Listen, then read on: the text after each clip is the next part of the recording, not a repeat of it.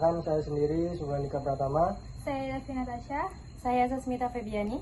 Saya Dianti Stefani. Dan dua rekan kami, Karoma Renovasi dan Hafiz Hakim. Baiklah, di sini kami akan menjelaskan tentang analisis perilaku jembatan gantung dan faktor penyebab keruntuhan Kutai Kartanegara pada tahun 2011. Dengan studi kasus, dinamika struktur, dan kegagalan hanger. Dan untuk materi pertama akan dijelaskan oleh Sasmita Febiani. Baiklah, di sini saya Sasmita Febiani akan menjelaskan mengenai jembatan Kutai Kartanegara yang terletak di Kalimantan Timur, Indonesia. Jembatan Kutai Kartanegara yang terletak di Kalimantan Timur, Indonesia melintasi Sungai Mahakam. Jembatan ini memiliki panjang lintasan sepanjang 710 meter dan merupakan jembatan dengan pelengkung baja dengan benteng utama terpanjang di Indonesia, yakni dengan panjang 270 meter.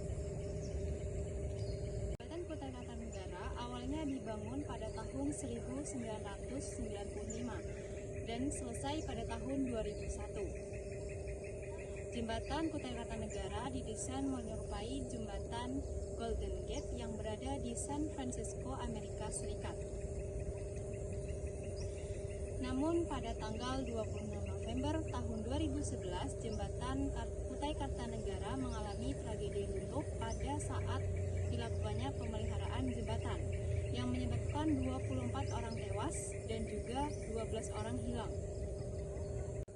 Setelah tragedi tersebut, kini jembatan Kutai Kartanegara didesain dengan desain yang lebih kokoh dan juga aman. Dan setelahnya, pada tanggal 8 Desember tahun 2015 silam, jembatan Kutai Kartanegara telah resmi dibuka kembali. Jembatan Kutai Kartanegara memiliki peran yang cukup penting, yaitu sebagai penghubung antara kota Tangerang dengan Kecamatan Tangerang Seberang dan juga Samarinda. Jembatan Kutai Kartanegara merupakan suatu bentuk peningkatan perekonomian dan juga pariwisata di daerah tersebut. Selanjutnya adalah faktor getaran pada struktur. Yang pertama ada angin. Angin di wilayah sungai menyebabkan getaran aerodinamis pada kabel hanger. Meskipun amplitudenya kecil, tetapi terjadi secara terus-menerus. Kedua ada lalu lintas. Lalu lintas kendaraan berat yang melintas setiap hari memberikan beban dinamis yang menimbulkan osilasi berulang. Yang ketiga ada pekerjaan perbaikan. Pekerjaan perbaikan pada hari kejadian mengubah distribusi gaya kabel yang memungkinkan terjadinya getaran yang lebih besar. Terakhir, fenomena resonansi. Fenomena resonansi lokal pada beberapa hanger ketika frekuensi getaran mendekati frekuensi alami komponen tersebut. Baiklah, di sini saya akan menjelaskan kelelahan material atau fatigue pada kabel dan pin.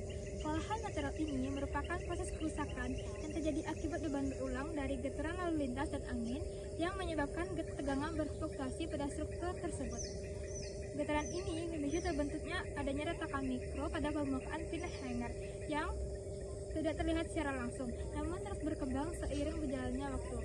Akumulasi retakan ini secara perlahan menurunkan kekuatan material yang membuat kapasitas sambungan menjadi lebih rendah dari sebelumnya.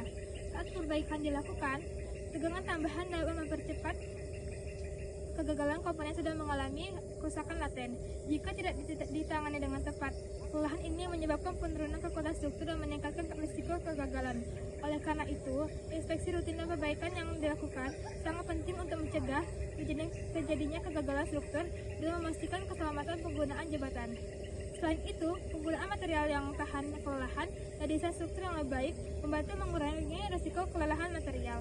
Pemantauan kondisi jembatan secara terus-menerus juga diperlukan untuk mendeteksi kerusakan awal dan mengambil tindakan sebelum terjadinya kegagalan.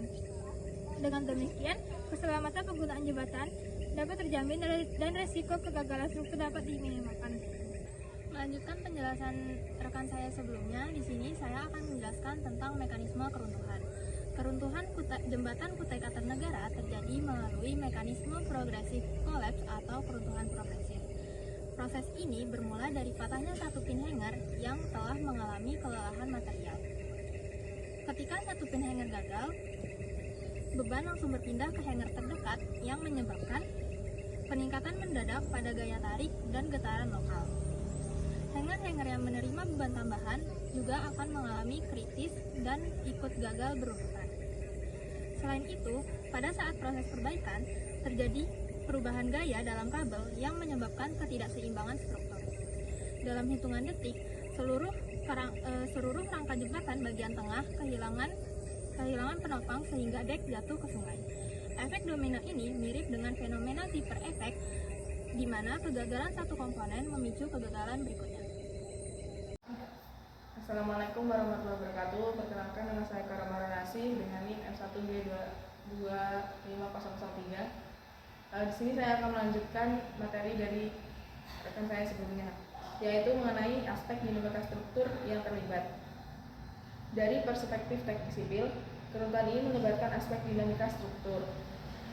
Fenomena rasional lokal terjadi ketika getaran dari lalu lintas atau angin memiliki frekuensi yang hampir sama dengan frekuensi alami major, sehingga meningkatkan amplitudo vibrasi. Selain itu, dinamika beban bergerak pada dek jembatan menyebabkan getaran vertikal dan horizontal secara berulang. Osilasi aerodinamisasi dari angin memberikan tambahan energi yang membuat kabel berosilasi secara kontinu.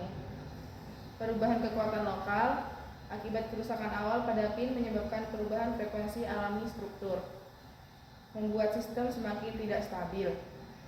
Semua faktor ini bekerja bersamaan hingga struktur mencapai kondisi kritis. Selanjutnya ada kelemahan sistem pemeliharaan dan monitoring. Salah satu penyebab utama keruntuhan ini adalah lemahnya sistem pemeliharaan dan minimnya monitoring struktural. Pemeriksaan terhadap kabel dan pin tidak menggunakan metode non-destruktif yang dapat mendeteksi retakan mikro. Tidak ada sistem struktural health monitoring atau SHM yang membantu frekuensi getaran atau perubahan tegangan kabel secara real time. Perbaikan yang dilakukan pada hari kejadian tidak memperhitungkan efek perubahan gaya terhadap stabilitas jembatan. Kurangnya perawatan berkala pada jembatan gantung dengan beban dinamis tinggi membuat resiko kegagalan meningkat secara signifikan. Perkenalkan, nama saya Hafiz Hakim Al-Ghifari dengan NIM F1G22566. Saya ingin menyampaikan tentang pelajaran penting bagi teknik sipil, yaitu tentang studi kasus runtuhnya jembatan Kutai Kertanegara, yang memberikan banyak pelajaran penting tentang desain jembatan gantung yang harus selalu mempertimbangkan pengaruh getaran angin dan lalu lintas yang dinamis, dan sistem monitoring berbasis sensor seperti akselerator, strain gauge, dan pendeteksi tegangan kabel yang wajib diterapkan untuk memantau kesehatan struktur jembatan secara kontinu. Inspeksi kolom hanger, kabel, dan sambungan harus dilakukan menggunakan metode non-destruktif seperti ultrasonik atau magnetic particle test untuk mendeteksi fatigue lebih dini. Selain itu, untuk pada jembatan ini diperlukan pengecekan secara rutin oleh dinas terkait. Kesimpulan tentang keruntuhan jembatan Kutai Kertanegara merupakan hasil dari kombinasi berbagai faktor seperti getaran berulang dari lalu lintas dan angin yang menyebabkan kelelahan material pada hanger dan pin, dan serta perubahan gaya akibat perbaikan serta tidak adanya sistem monitoring yang memadai. Semua faktor ini menyebabkan terjadinya keruntuhan progresif yang menghancurkan bagian utama jembatan dalam waktu yang sangat singkat. Terutama studi kasus ini juga menunjukkan bahwa dalam desain jembatan gantung, analisis beban, dinamis, dan getaran harus menjadi prioritas utama. Pemantauan kondisi struktur dan pemeliharaan rutin dapat mencegah kegagalan serupa pada masa yang mendatang, serta pengawasan terhadap dinas terkait juga mempengaruhinya. Terima kasih. Sekian hasil presentasi dari kelompok kami. Maaf jika ada yang kurang, kami akhiri. Wassalamualaikum warahmatullahi wabarakatuh.